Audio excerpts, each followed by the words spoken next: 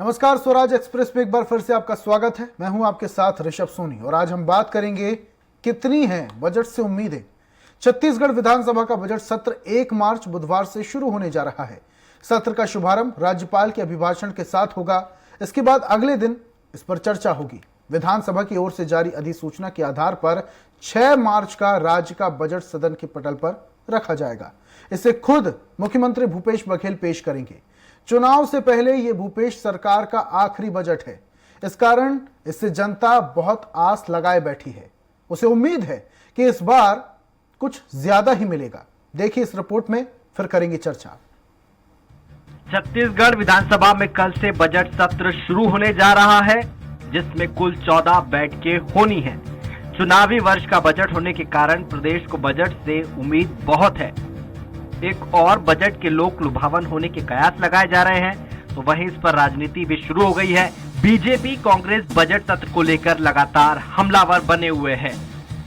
लगभग 1.25 लाख करोड़ के इस बजट पर पहले ही सियासी तकरार शुरू हो चुकी है। बीजेपी लगातार कहीं सत्र अवधि बढ़ाने की मांग हो रही है, तो कहीं ये आरोप लगाया जा रहा है कि सत्र को पूरा नहीं चलने दिया जाता। विषय पर चर्चाओं को आधे में ही रोक दिया जाता है। हम चाहेंगे कि जो विधानसभा की जो सिटिंग है वो पूरी की पूरी हो, क्योंकि कांग्रेस पार्टी हमेशा विधानसभा को समय से पहले क्या कहते हैं समाप्त कर देती है और लोगों के जो मुद्दे हैं उन मुद्दों से ये बचना चाहती है।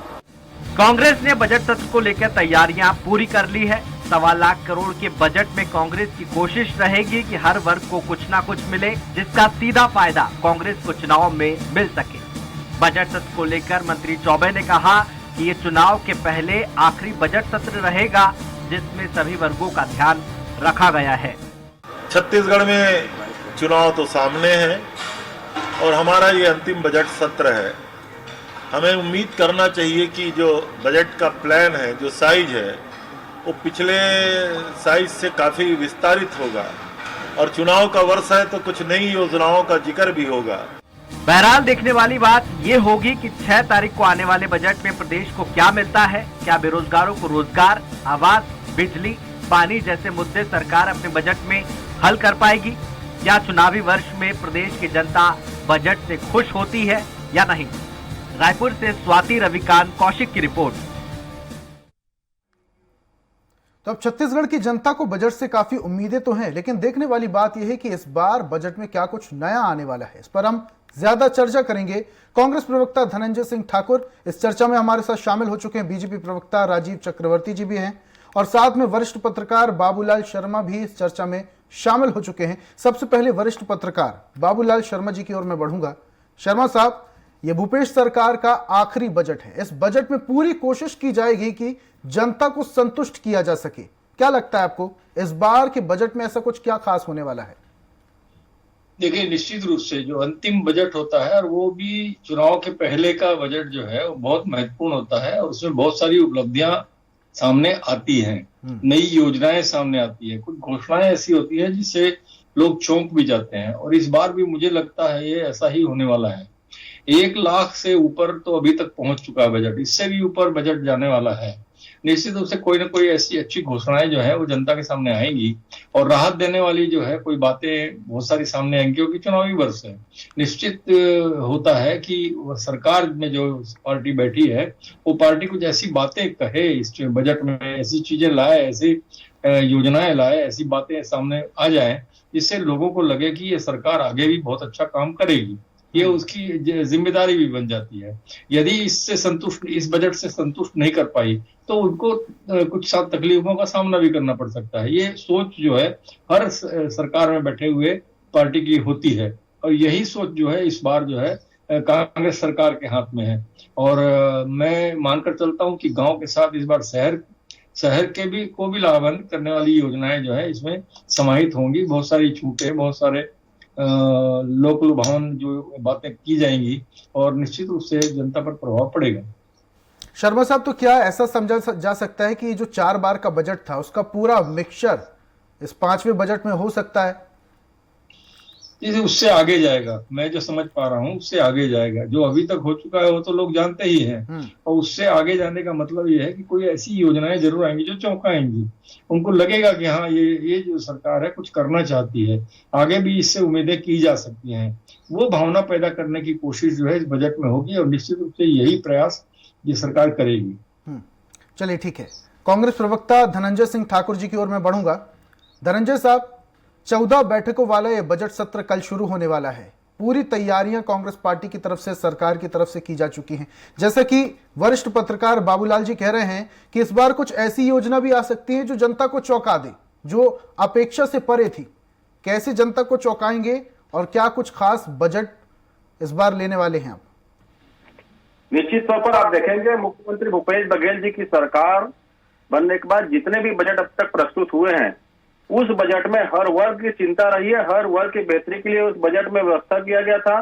साथ ही साथ यहाँ के पशुधन के भी संरक्षण की बात उस बजट के माध्यम से हुई है, और जो हमारे संस्कृति है, जो कला है, जो हमारे परंपराएं हैं, उसको भी सहेजने की उस बजट में व्यवस्था रही है। स्वाभाविक सी बात है, जब सरकार ने बजट प्रस्तुत किया तो आप देखेंगे जो छत्तीसगढ़ के किसान हैं, उनके खाता में इस 4 सालों में हमारी सरकार ने लगभग 1.5 लाख करोड़ रुपए ट्रांसफर करने का काम किया है। साथ में हम लगभग 5 लाख युवाओं को रोजगार दिए हैं, जिसमें स्वरोजगार भी है, रोजगार भी है, सरकारी नौकरी के अवसर भी है। और हमारे जो पूर्व के बजट है उसमें महिला स्व सहायता समूह के लगभग 19 करोड़ कर्ज माफी भी हुआ है। हमने उस बजट में लगभग 800 करोड़ रुपए प्रधानमंत्री आवास योजना के लिए भी पारित करके केंद्र सरकार को दे दिया है। और उसके साथ साथ देखेंगे जो जन कल्याणकारी योजनाएं हैं, जैसे कि हमारे सरकार के बनने के बाद लगभग 90 लाख लोगों को हार्ट वजह के मदद से हमने उनको इलाज किया है। और लगभग यहाँ पे जो एनीमिया पीड़ित महिलाएं, जो पूर्व सरकार की लापरवाही से महिलाएं एनीमिया पीड़ित हो गई थी, जो बच्चे कुपोषण में थे, उन सबकी व्यवस्था इस बजट के माध्यम से किया था। और जो ये बजट अभी आएगा, ये एक बहुत बड़े लक्ष्य के साथ सामने आएगा। इसमें किसानों के भी हित की चर्चा होगी, इसकी व्यवस्था होगी, यहाँ पे युवाओं की बात होगी, यहाँ पे महिलाओं की बात होगी, यहाँ के व्यापारियों की, यहाँ के उद्योगपतियों की, यहाँ की कला संस्कृति परंपरा की, यहाँ के छात्रों की, और काफी दिहाड़ी मजदूर हैं, जो रिक्शा चलाने वाले, जो ठेला कमचा के लोग हैं, इन सभी के वर्ग की चिंता के माध्यम से होगी। और ये बजट जो है उन सारे वर्गों को चिंता करने का काम करेगा। और राज्य निर्माण के बाद का ये सबसे बड़ा विशाल बजट होगा। विशाल बजट के साथ साथ आप देखेंगे हमारी सरकार की जो बड़ी सोच है इस बजट से देखेंगे। जैसे हमने लक्ष्य निर्धारित किया कि रोजगार मिशन के माध्यम से हम लगभग 5 साल में 15 लाख रोजगार सृजन करेंगे, उसका भी रूपरेखा इस बजट के माध्यम से मिलेगा।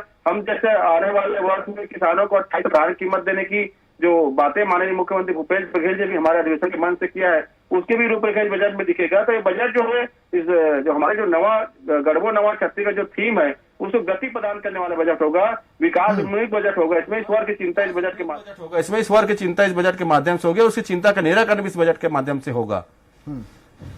ठीक है, धनंजय जी बने रहे हमारे साथ। बीजेपी प्रवक्ता राजीव चक्रवर्ती जी भी जुड़ चुके हैं। राजीव साहब, पूरी बात आपने धनंजय जी की सुनी है, जितनी घोषणाएं की थी सारी पूरी की हैं, और इस बार तो ये भी कयास लगाए जा रहे हैं कि इस बार जो बजट आएगा वो जनता को चौंका भी सकता है, कुछ अनोखी योजनाएं भी सरकार लेकर आ सकती है।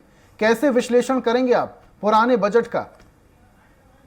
जी, एक छोटी सी पंक्ति याद आ रही है, न 4 मन घी होगी ना राधा नाचेगी। तो वही बात है कि पिछले 4 वर्षों में भी हमने देखा कि जनता के साथ छल हुआ। पिछले 4 वर्ष में हमने देखा कि जनता के साथ धोखा हुआ। पिछले 4 वर्ष में अगर विश्लेषण करें तो इनके बजट का जो प्रधानमंत्री आवास योजना है, इनके नेताओं के तो सब बड़े आवास हैं, लेकिन गरीबों का आवास पूरा नहीं हुआ। वो 40% धन का वो जो प्रोविजन था वो कहाँ गया? दूसरी बड़ी बात, ये बजट में कहते हैं कि हम चौंकाने वाला बजट होगा। ऐसा चौंका दिए कि 4 साल तक की जनता त्राही त्राही कर रही है कि नागरिकों को बोलना पड़ा कि भैया ये धरना प्रदर्शन को नहीं राजधानी ले जाओ, हम तो पागल हो गए हैं। इसीलिए जो ये असंतोष है वो दिखता है, 4 साल का संतोष, कि चाहे महिला स्व सहायता समूह के लोग हड़ताल पर हैं, नर्सें हड़ताल पर है, संविदा कर्मचारी हड़ताल पर है, सारे लोग हड़ताल पर हैं। जो महिलाओं को, जो मात्र 435 महिलाएं जिन्हें अनुकंपा नियुक्ति देने की आवश्यकता थी, जिसे इनके मुख्यमंत्री जी ने मंत्री बनने के पहले उन्हें बोला था कि हम आपको देंगे नौकरी, उन्हें नौकरी अनुकंपा नियुक्ति देने के लिए प्रावधान नहीं है। तो राजीव जो भी गिना रहे थे, स्टाफ है जिनको कहा गया था कि हम परमानेंट करेंगे, बिल्कुल हवाई बातें हैं और इस बजट से कोई आशा नहीं है, क्योंकि 4 साल भी छला है, सत्ता पाने के लिए झूठी कसमें खाई है और ये बजट भी एक औपचारिकता भर रह गई है कि हम बजट पेश करेंगे। 80,000 करोड़ का लोन है जो घाटा है, जो उस कैसी भरपाई करेंगे, बहुत सारी बातें, आवक आने की कोई दिक्कत नहीं है, संस्थागत व्यय जो सरकार के व्यय है, नई नई वाहन खरीद रहे हैं, लेकिन जनता के लिए एक अच्छी सड़क बना दे वो उनके पास प्रावधान नहीं। सड़क के मरम्मत के लिए लोन ले रहे हैं 785 करोड़ का। तो देखिए ये बड़ी विकट स्थिति में है। छत्तीसगढ़ सरकार को चाहिए कि राजनीति प्रतिशोध से अलग हटकर, राजनीति से परे हटकर और राजीव जी शानदार सरकार द्वारा योजनाएं चलाई जा रही हैं, के बारे में गुरबाबारी, गौठान न्याय योजना, लोन वराटू अभियान, राजीव गांधी किसान न्याय योजना, ये सारी योजनाएं सिर्फ कागजों में है, इसका लाभ जनता को सारी योजनाएं ध्वस्त हो गई, सरकार फेल हो गई है, सरकार फेल हो गई है, सारी योजनाएं फेल हो चुकी है, केवल किताबी ज्ञान है। इनके जो डायरेक्टर पब्लिक रिलेशन के ये धनंजय जी किताबें छापती हैं, होर्डिंग्स लगाती हैं, धरातल पर शून्य है। हवाई बातें कर रही है सरकार। इससे पहले जो बजट पेश किए गए थे उसमें किया कुछ नहीं गया, सिर्फ हवाई बातें हुई हैं। मुझे समझ में नहीं आता कि प्रदेश के भाजपा के नेता ज्यादा बुद्धिमान है या केंद्र में बैठी की सरकार के पास बुद्धि नहीं है। ये इनको दोनों मिलकर तय कर लेना चाहिए। और केंद्र की इनकी सरकार राजीव गांधी किसान न्याय योजना जो हमारी सरकार किसानों को लाभान्वित कर रही है, किसानों को जो मदद करी, उसके संदर्भ में जानकारी मांगती है और शर्तें लगाती है।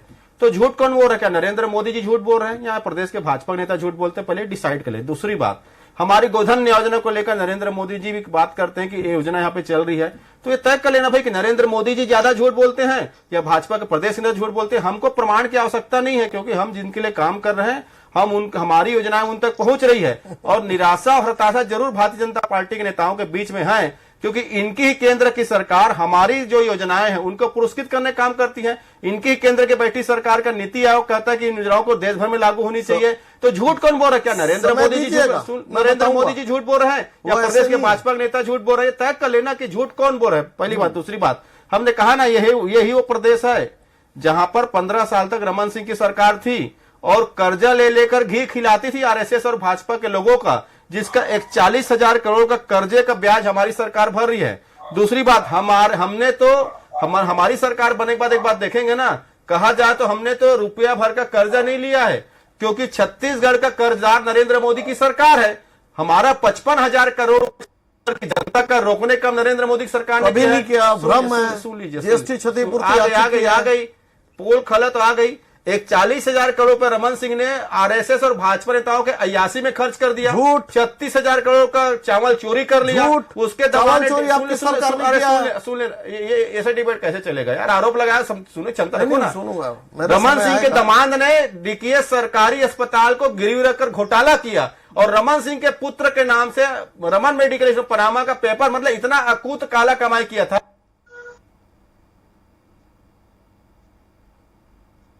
जी धनंजय जी, लगता है दोनों मेहमानों से संपर्क टूट गया। जी बोलिए। हेलो जी बोलिए। 55,000 करोड़ रुपए का नरेंद्र मोदी की सरकार छत्तीसगढ़ का कर्जदार है। हम तो कोई नहीं, हमने तो किसानों को कर्ज मुक्त किया है। बिजली बिल हाथ पे समूह के बालों का किया है। 90 लाख लोगों को मुख्यमंत्री हार्ट क्लिनिक के माध्यम से उपचार किया है और 5 लाख युवाओं को रोजगार देने का काम किया है। भारतीय जनता पार्टी की निराशा रहेगी ना। 15 साल से 36 से 9 साल से नरेंद्र मोदी जी देश को धोखा देते हैं। धनंजय जी, राजीव जी, एक करके, ऐसे नहीं, ऐसे मैसेज नहीं जा पाएगा। राजीव जी, डिसाइड क्यों नहीं कर लेते केंद्र सरकार और आप बैठ के आपस में? केंद्र सरकार की, राज्य सरकार को, मुख्यमंत्री भूपेश बघेल को केंद्र में बुला के सम्मानित किया जाता है। पूरे देश में उनकी नीतियों का डंका बजता है। बाकी के राज्य भी उनकी जो योजना है उसकी तारीफ करते हैं। कोई तारीफ नहीं है, किया गया है, नहीं हुई। जो पुरस्कार हो रहे हैं, हमने जो 15 साल में मैकेनिज्म डेवलपमेंट किया था, स्वच्छता का हमने मैकेनिज्म डेवलप करके दिया, ये पुरस्कार लेके आ रहे हैं। हमने जो रोड पुल पुलिया बनाया उसको आज कंप्लीशन कर रहे हैं, 4 साल बाद फीता काटने जा रहे हैं। जैसे कि हमने ऐसा तो बिल्कुल नहीं है। छत्तीसगढ़ में 4 साल में ही सारा कुछ विकास हुआ है। इससे पहले कुछ करके ये सरकार पूरी बकवास करती है। ये सरकार हर मुद्दे पर फेल हो चुकी है। ये जो पुरस्कार की ये जो गोबर की बात है, ये वर्षों पुरानी योजना है, 1980 से चल रही है, इसमें नयापन कुछ नहीं है। उन्होंने कहा कि हमने पहली बार लाया, नवाचार लाया। ठीक है, भैया कोई नवाचार नहीं है, इससे बड़ा कोई भ्रष्टाचार आज तक नहीं हुआ। लालू यादव के बाद अगर कोई भ्रष्टाचार हुआ तो वो छत्तीसगढ़ का भ्रष्टाचार, यहाँ गोबर घोटाला।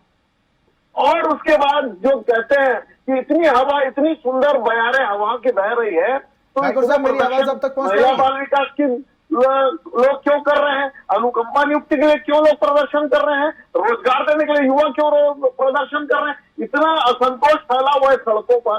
तो भैया इतनी अच्छी आपके 4 साल की सरकार चलती, तो आप क्यों ठेल ठेल कर लोगों को बाहर राजधानी में करिए। ये सरकार फेल हो चुकी है और कोई बजट में कुछ नया नहीं है, कुछ नया नहीं करेंगे। जो केंद्र सरकार पहुंच पा रही है, जो केंद्र सरकार अपनी योजनाओं को ला रही है, सिर्फ वही योजना इनके पास है कुल जमा। लगता है धनंजय जी से संपर्क नहीं हो पा रहा है, निराशा है जनता के मन में, क्योंकि ये सरकार ने केवल अपने पेट भरने का काम किया है, जनता के लिए कुछ। हेलो बोलिए ना, जवाब दे रहा हूं। हेलो, हाँ मैं सुन, बोलिए ना। धनंजय जी, पूरी बात आपने सुनी। राजीव जी, ऐसा तो बिल्कुल भी नहीं है कि जो विकास हुआ है सिर्फ 4 साल में ही हुआ है, इससे पहले जो सरकार होगी कुछ तो कर की होगी। देखिए मैंने कहा ना, इन्होंने गोबर को लेकर कि ये नहीं, मेडिकल कॉलेज में भी सुन लीजिए, दवा नहीं है, ये कहते हैं हमने राजीव जी, एम्बुलेंस में टेक्नीशियन बैठता है, उसके बाद पैरासीटामोल नहीं रहता। राजीव जी, एक मेडिकल कॉलेज सबसे बड़ा, वहां कुछ नहीं है। राजीव जी ऐसे नहीं बोलने का समय, ताले लग गए हैं सरकारी हिंदी मीडियम स्कूल में, 200 नए इंग्लिश मीडियम खोल के कह दिया कि हमने शिक्षा। धनंजय जी बोलिए। बहुत बुरी स्थिति है साहब, पूछ लीजिए इनसे। धनंजय जी, इन्होंने कहा कि गोबर खरीद योजना पूर्व की योजना है, ये कहते हैं कि गोबर खरीदी की योजना पूर्व की योजना है। आपके चैनल के माध्यम से मैं मध्य प्रदेश की जनता से पूछूंगा, उत्तर प्रदेश की सरकार से पूछूंगा और स्वयं जो देश के प्रधानमंत्री नरेंद्र मोदी जी से पूछता हूं कि जब वो गुजरात में मुख्यमंत्री थे तो कितना गोबर खरीदे थे, कितना शिवराज सिंह चौहान ने गोबर खरीदा है, कितना योगी जी ने गोबर खरीदा, बताएं ना। झूठ बोलने की भी एक मर्यादा होती है, उस मर्यादा के भाजपा ही लांग जाते हैं। गोबर खरीदी योजना की शुरुआत भूपेश बघेल जी की सरकार ने किया है। ये तो गौ माता की हत्या करवाते थे, अरुण सिंह ने भी किया था। सुन लीजिए ना, ये तो गौ माता की हत्या करवाते थे रमन सरकार में, ताकि गौ माता के नाम से अनुदान को भाजपा नेता खा सके और डकार सके और गौ माता के हड्डी और उनके मांस लोथड़े को बेच सके। ये क्या बात करेंगे गौ से? दूसरी बात सुन लीजिए, शांति। ये बात करें 5 किलो चावल की, राइट टू फूड, ये कांग्रेस सरकार ने बनाया था, जिसमें प्रत्येक परिवार के प्रत्येक व्यक्ति को 10 किलो राशन मिलना था।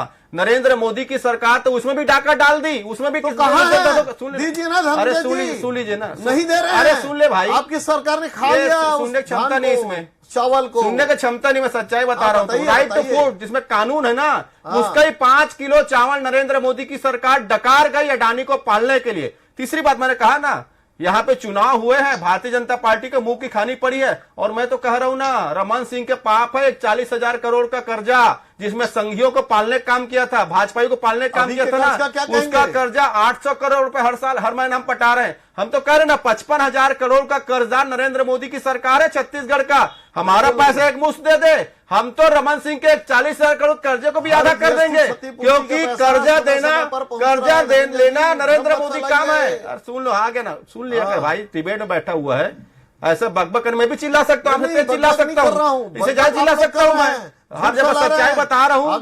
अरे नरेंद्र मोदी ने देश को बर्बाद कर दिया, 15 साल में रमन सिंह ने बर्बाद किया था। संघी और भाजपाइयों को यासी कराने के लिए किसानों के वादों को पूरा नहीं किया। जो 2100 धान की कीमत देना था, 300 बोरा देना नहीं दिए, लेकिन संघियों को यासी करवाए, भाजपाइयों को यासी करवाए। रमन सिंह अपने रिश्तेदारों को पाले, गरीबों को चावल चोरी करके, अपने रेसिडेंस वाले रिश्तों को पाले। रमन सिंह का दलाल चोरी किया मेडिकल कॉलेज में, धोखा दिया, और रमन सिंह का बेटा पनामा खाता खुल गया। कैसे होगा ऐसे? और नरेंद्र मोदी ने तो अडानी को पाला, LIC डूब गया, सीएस बैंक डूब गया, देश डूब गया, और नरेंद्र मोदी जी अडानी बोलने में डरते हैं। अरे कैसे 56 इंची है यार? एक चोर को बचाने के लिए पूरी सरकार लगी हुई है, जैसे रमन सिंह की सरकार यहाँ लगी हुई थी। पूरा देश को डुबोने का काम नरेंद्र मोदी की सरकार ने किया है। शाखा में बैठ के मोहन भागवत बोलते हैं अडानी का जांच नहीं होना चाहिए। क्या मोहन भागवत जज है कि मोहन भागवत की एजेंसी है? ये बजट बनाने बैठे हैं, स्कूल बंद किया रमन सरकार ने, स्कूलों को बेचने का काम किया रमन सरकार ने, गरीबों के चावल को चुराया रमन सरकार ने, आदिवासियों के चप्पल को चुराया रमन सरकार ने, निकाल के अडानी चावल वाला का रुपए हिसाब को चुराया नहीं रमन किया। सरकार ने। बोलिए, वो मेडिकल कॉलेज के इंस्टीट्यूट को चोरी करने का रमन सरकार में हुआ था। अडानी आज का विषय नहीं है, अडानी पे राजीव जी बोलेंगे भी नहीं। जो मैं आपसे पूछ रहा हूँ ये बताइए जरा। अरे आपके लिए नहीं हो सकता है, आपके मीडिया के साथ थोड़ी बात करूंगा उसी को लेके मैं। बैठे ये आपके रहेंगे। लिए ऐसा नहीं हो बंद सकता कर है। दीजिए ना। जो अडानी आप की चोरी का राजस्थान में आपको अनुबंध बचाने का बंद कर ठेका दीजिए। मिला है क्या? आपकी जहां सरकार आपको है, ठेका मिला है क्या अडानी की आप तो चोरी बचाने हिमाचल के में लिए? है, अनुबंध बंद कर दीजिए। हमारा क्या कोई ऊपर से लेना मोदी जी ने नहीं है। आदेश दिया कि आप अडानी बात पकड़ नहीं के होनी बैठे चाहिए। हैं। पहले राफेल को लेके बैठे थे, जनता ने जवाब अडानी की दिया। चोरी देश के गरीबों का अरे पैसा चलिए है ना। एलआईसी में, उसको नरेंद्र आप मोदी जवाब अडानी ने दीजिए दे दिए। छत्तीसगढ़ का। एसबीआई का शराबबंदी पैसा कब होगी? गरीबों का पैसा कब है, उसको दे महिलाओं दिए। स्वसहायता और नरेंद्र समूहों को- मोदी जी की तरह आप भी डरो चैनल में बात अरे करना आप अडानी तो का। रेडी टू ईट खा गए। अरे नरेंद्र मोदी ने खाया। अरे गरीबों का चावल चोरी किया नरेंद्र मोदी सरकार ने। राइट टू फूड में 10 चावल मिलता है। नरेंद्र मोदी की सरकार ने डंडी मारा, अडानी को पाला, 100 करोड़ का कर्जा रमन सरकार ने बिता दिया। कहाँ चला गया? बाबूलाल जी, ये जिस तरीके से इस बार बजट पेश होने वाला है, 4 साल का बजट जो निकल चुका है, ऐसे कयास लगाए जा रहे हैं कि जो 4 साल का बजट है इसका पूरा समावेश इस बार के 5वें बजट में होने वाला है। क्या लगता है आपको कि इस बार जनता को क्या कुछ सौगात मिल सकती है? क्योंकि विपक्ष के पास बहुत कम ऐसे मुद्दे हैं जो सरकार को घेर सके। मेरे पास जो जानकारी है, जो मेरी समझ के अनुसार कई चीजें मैंने निकाली हैं, उसमें मैं मान के चलता हूं कि इस बजट में, चूंकि ये आखिरी बजट है और चुनाव के पहले का बजट है, लोक लुभावना होना जो आवश्यक है, तो उसमें जो है रोजगार की व्यवस्था पर बात होगी। जरूर देखिएगा आप, अगर रोजगार की व्यवस्था पर बात आएगी, धान का समर्थन मूल्य बढ़ेगा निश्चित रूप से, जो 2800 रुपए तो होना ही होना है, वो भी सामने आएगा। अन्य अनाज, वनोपज, मिलेट की खरीदी का बजट बढ़ेगा। मिलेट की खरीदी जो है अभी तक जैसे नहीं हो रही थी या शुरुआत हुई थी, उसमें बजट बढ़ेगा और उसकी खरीदी बढ़ाई जाएगी, मेरे को जहां तक समझ में आया है। खाद्य सुरक्षा में भी कोई नई बात आएगी। न्याय योजना पर कोई नयापन आएगा। आदिवासी, एससी, ओबीसी, माइनॉरिटी को लुभाने के लिए कोई ना कोई योजना सामने आएगी, क्योंकि इस पर अभी पूरे कांग्रेस का ध्यान केंद्रित है। पुलिस कल्याण योजना पर भी चिंता दिखेगी, जहां तक मैं समझ पाया हूं। शिक्षा की तरक्की के विषय पर भी बात की जाएगी। आवास योजना जो बहुत ज्यादा विवाद का विषय बना हुआ, उसकी भी तरक्की की बात की जाएगी और आएगी सामने कोई न कोई बड़ी योजना। पत्रकारों के केंद्रित भी कुछ योजनाएं आ सकती हैं, जहां तक मैं समझता हूं। और विद्यार्थी, महिला, युवा बजट के केंद्र में होंगे। साथ ही कृषि पर भी केंद्रित होगा ये बजट। ये योजनाएं इसी आधार पर चलेंगी। बहुत महत्वपूर्ण ये बात होगी। और निगम संबंधी जो विवाद कुछ कहे, वो भी सारे सुलझे हुए दिखेंगे इस बजट में। और मैं समझता हूं कि जो जेब में पैसा भेजने वाली जो जितनी भी योजनाएं हैं, उन योजनाओं में कोई बढ़ोतरी होगी, जहां तक मैं समझ पाया हूं। यही है बजट। और निश्चित रूप से जो है कोशिश की जाएगी इस सरकार के द्वारा कि हर वर्ग, हर जाति भेद जो है वो सारे के सारे जो है इसमें कवर हो जाएं और सभी लोग लगभग खुश हो जाएं, तो हमको आगे चुनाव में फायदा मिले। इसका प्रयास जो है इस बजट में आपको दिखेगा, निश्चित दिखेगा। और 1 लाख करोड़ से ऊपर का बजट है, मैं समझता हूँ 1 लाख 10 लाख 15 लाख ऐसा जाएगा। 1 लाख 15 लाख तक के जो है ये जा सकता है, 1,15,000 करोड़। तो देखिए क्या होता है। निश्चित रूप से कोई ना कोई अच्छी बात कल ये 6 तारीख को हमारे सामने आएगी। ठीक है राजीव जी, कितनी उम्मीदें हैं इस बार के बजट से? जी देखिए महोदय, पिछले 4 वर्ष की असफलता आपके सामने है। सड़कों के लिए बजट नहीं, मैंने कहा ना, रिपेयरिंग के लिए 785 करोड़ रुपए इन्होंने उधार लिया और सड़कें रिपेयरिंग नहीं हुई, वो कागजों में रिपेयरिंग हुई है। ये महा भ्रष्टाचार। रेडी टू ईट का घपला सामने है। रेडी टू ईट जो पहले महिला स्व सहायता समूह की महिलाएं बांटती थी, उनके हाथ से काम छीन लिया गया, वो भ्रष्टाचार सामने है। वो बहुत बड़ा बजट कहां गया, और दिन के दिन लोग पूछ रहे हैं। तीसरी सबसे बड़ी बात, जो लोग चिकित्सा के लिए मरते हैं, वो चिकित्सा व्यवस्था पूरी तरह ठप हो चुकी है। कहते हैं कि हम आपके द्वार जा रहे हैं, वहां टेक्नीशियन है जो केवल बुखार का भी इलाज नहीं कर सकते हैं। ये चिकित्सा व्यवस्था में फेल हो चुकी है। ये सरकार जो इतनी अपराधीकरण बढ़ रहा है, पुलिस के उन्नयन के लिए क्या करेगी, कोई इनके पास कोई ब्लूप्रिंट। चलिए ठीक है, ये सरकार अगर आप कहेंगे शिक्षा के मामले में पूरी तरह फेल हो चुकी है। पिछले बजट का पैसा लैप्स हो चुका है। केंद्र जो पैसा भेजती है पैसा, और आप कह रहे थे मुद्दे नहीं है। मैं तो कहता हूं ये विफल सरकार है, असफल सरकार है। अगर विफल सरकार है, आप जो कह रहे थे ना कि बहुत अच्छा मुद्दा है, बजट में क्या कुछ देने वाले हैं आप जनता को, तो सुन थोड़ी तो राहत लीजिए देंगे जल्दी से। ये विधानसभा पहले से ही ध्वस्त कर देंगे, बजट सत्र पहले ही बंद हो जाएगा। सुशांत रही ना, ये जो हमारा बजट है, इस बजट के बाद भारतीय जनता पार्टी को और ज्यादा निराशा होगी, क्योंकि जनता अरे जनता निराशा, उनकी निराशा हमारी सुन ले भाई, सुन ले ऐसी करते रहोगे तो 14 सीट भी नहीं रहोगे। तो भारतीय जनता पार्टी को और थोड़ी निराशा जनता को है। अरे सुन लेना भाई, क्षमता नहीं है, क्यों डिबेट में आते हो यार? हाँ बोलिए, क्यों डिबेट में आते हो यार? काहे का जाकर समय खराब करते? सुनने की क्षमता नहीं है तो जल्दी से अपनी दूसरी बात बात आप समझिएगा, इस प्रदेश की मैं रख लूं ना, इस प्रदेश के किसान जो खुशहाल हुए हैं उनकी खुशहाली और बढ़ेगी। इस प्रदेश के युवाओं को जो रोजगार दिया गया उसके रोजगार और बढ़ेंगे। इस प्रदेश की जो महिलाएं जिनके कर्जा माफी वाली सरकार ने किया उनको और काम मिलेंगे। यहाँ के संस्कृति परंपरा तीज त्योहार का उन्नयन यहाँ पर होगा। यहाँ के स्कूल खुलेंगे जो रमन सरकार ने बंद करने का काम किया था। इस बजट में 500 से अधिक नए स्वामी आत्मान अंग्रेजी माध्यम स्कूल खुलेंगे। तो कुल मिला के ठाकुर साहब बिल्कुल भी मौका नहीं देने वाले हैं कि विपक्ष किसी भी मुद्दे को लेकर राज्य सरकार का कहीं मौका नहीं है। भारतीय जनता पार्टी बजट के बाद बहुत शुक्रिया तमाम मेहमानों का जाने के हमारे साथ नरेंद्र मोदी की नाकामी है, झूठ अडानी की चोरी है, भाजपा की दलाली है। हमारे साथ एक और अडानी की चोरी, भाजपा की दलाली, राजीव चक्रवर्ती जी जुड़े हुए थे और आज हम बात कर रहे थे बजट को लेकर, जैसा कि छत्तीसगढ़ का कल 5वां बजट आने वाला है। अब छत्तीसगढ़ की तमाम जनता की निगाहें इस 5वें बजट में टिकी हुई है। कयास ये लगाए जा रहे हैं कि ये जो आखिरी बजट है इसमें सरकार द्वारा जनता को कुछ विशेष चीजें भी, विशेष योजनाएं दी जा सकती हैं। अब देखने वाली बात यह है कि इस आखिरी बजट में क्या कुछ खास जनता के लिए होने वाला है। तमाम अपडेट्स के लिए आप देखते रहिए स्वराज एक्सप्रेस। नमस्कार।